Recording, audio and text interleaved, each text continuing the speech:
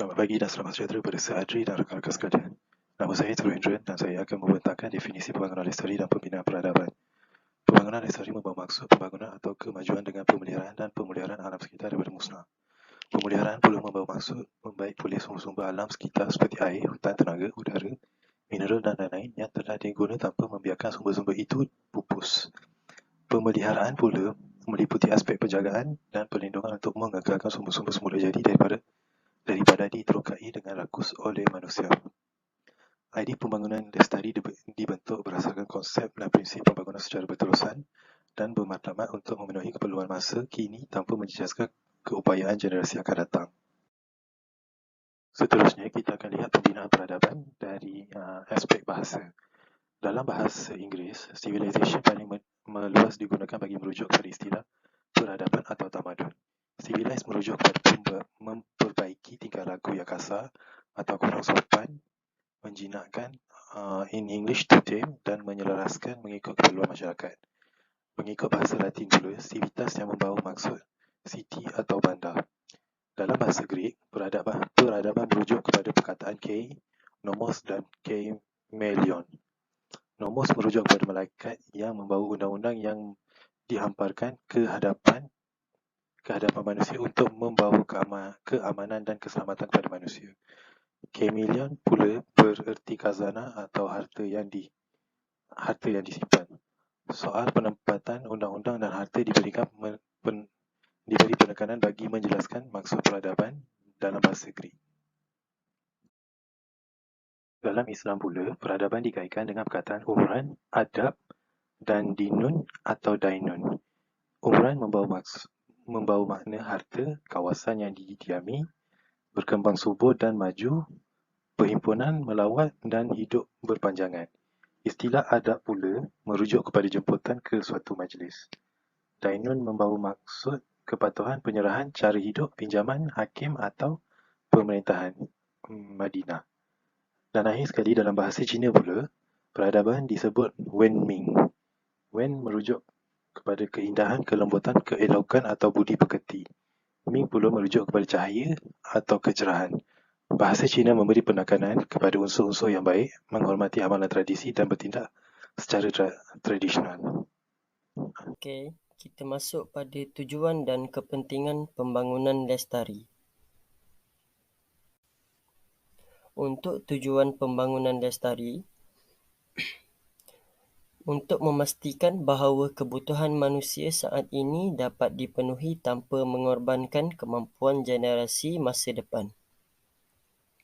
Dalam aspek ekonomi, pembangunan lestari bertujuan untuk menciptakan pertumbuhan ekonomi yang berkelanjutan. Dalam aspek lingkungan, pembangunan lestari bertujuan untuk melindungi dan mempertahankan keanekaragaman hayati dan ekosistem alami yang mendukung kehidupan manusia. Dalam aspek sosial, pembangunan lestari bertujuan untuk menciptakan keadilan sosial dan ekonomi serta mempromosikan partisipasi dan keterlibatan masyarakat dalam pembangunan. Untuk kepentingan pembangunan lestari bertujuan untuk memenuhi kebutuhan manusia saat ini tanpa mengorbankan kemampuan generasi masa depan untuk memenuhi kebutuhan mereka sendiri. Pembangunan lestari juga bertujuan untuk menciptakan pertumbuhan ekonomi yang berkelanjutan sehingga tidak hanya memberikan manfaat bagi generasi saat ini. Dan akhir sekali, pembangunan lestari juga penting dalam menjaga keberlanjutan peradaban. Okay. Antara kesan pembangunan lestari, yang pertama, dari segi ekonomi, dapat meningkatkan sektor ekonomi negara dengan adanya pembinaan projek seperti projek sumber tenaga yang boleh diperbarui, projek pengangkutan hijau dan projek penanaman semula dapat memberi peluang pekerjaan yang baru dan menyediakan akses kepada sumber yang lebih baik untuk masyarakat. Yang kedua, dari segi alam sekitar, dapat mengurangkan pencemaran alam sekitar. Pembangunan lestari dapat membantu mengurangkan pencemaran alam sekitar dengan membangunkan teknologi yang berkonsepkan mesra alam seperti menggalakkan sumber tenaga yang boleh diperbarui dan mengurangkan pelepasan gas rumah hijau untuk mengurangkan kesan negatif terhadap alam sekitar. Dan yang terakhir, dari segi sosial, dapat meningkatkan kesedaran masyarakat terhadap alam sekitar. Masyarakat akan lebih sedar akan kepentingan mengekalkan alam sekitar yang sihat.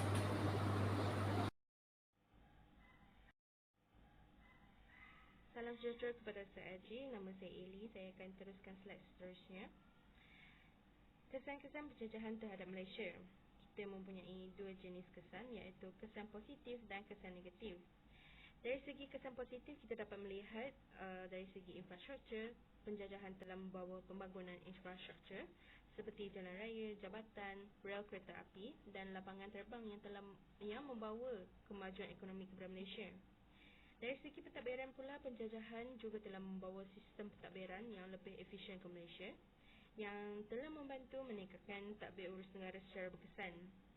Dari segi kesan negatif pula, dari segi politik, sistem pemerintahan tidak efektif, demokrasi yang tidak seimbang dan kebijakan diskriminatif telah menyebabkan konflik dan pergolakan politik di negara ini. Dari segi budaya pula, penjajahan juga telah membawa pengaruh budaya asing yang kuat ke Malaysia yang telah membawa kesan negatif terhadap budaya tempatan. Ini terlihat dalam bentuk pelestarian warisan budaya dan nilai tradisional yang hilang.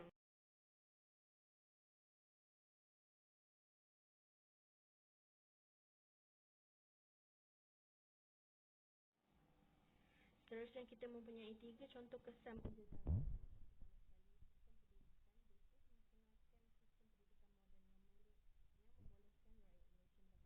Pendidikan yang lebih baik. Mereka membuka sekolah-sekolah dan universiti yang memberikan pendidikan bertaraf tinggi. Dari segi ekonomi pula, British memperkenalkan sistem ekonomi kapitalis yang mempercepatkan perkembangan ekonomi Malaysia. Mereka memperkenalkan penanaman getah, lada, kokor dan tanaman komersial lain yang menjadi asas kepada ekonomi Malaysia. Dari sistem undang-undang, British memperkenalkan sistem undang-undang moden seperti undang-undang bertulis dan sistem perundangan yang progresif. Sistem ini turut diwarisi oleh Malaysia selepas merdeka.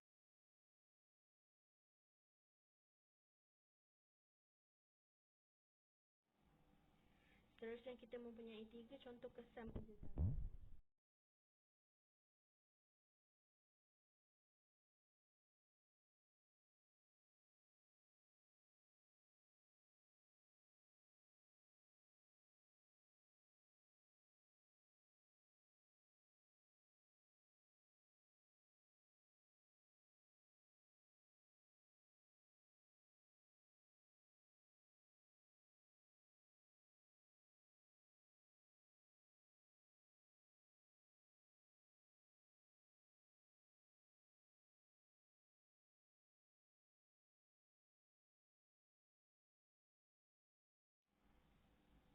Dari segi kesan penjajahan Jepun, kita mempunyai 3 contoh juga, iaitu ekonomi. Penjajahan Jepun telah memberikan kesan negatif terhadap ekonomi Malaysia.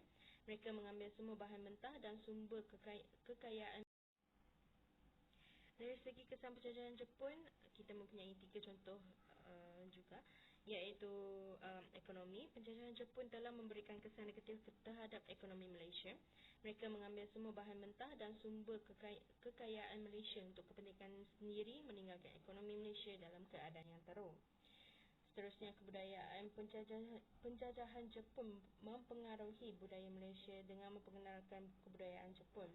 Namun kebudayaan Malaysia turut ditekan dan diabaikan semasa penjajahan ini. Dari segi Malaysia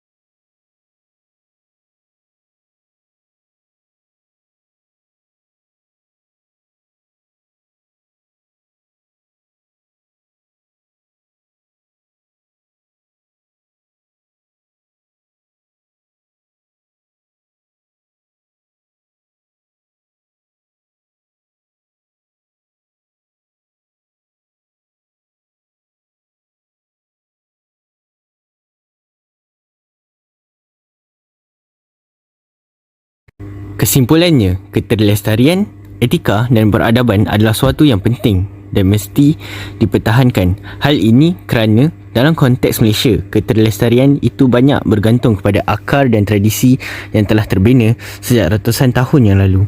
Bukan mudah untuk membina dan membangunkan etika dan peradaban kerana ia merupakan suatu proses yang panjang. Namun, percayalah, Malaysia memiliki ramuan dan keunikan yang tersendiri ke arah itu. Dengan formula yang betul, kepimpinan yang berintegriti dan rakyat yang bijaksana akan mampu merealisasikan cita-cita dan matlamat murni ini.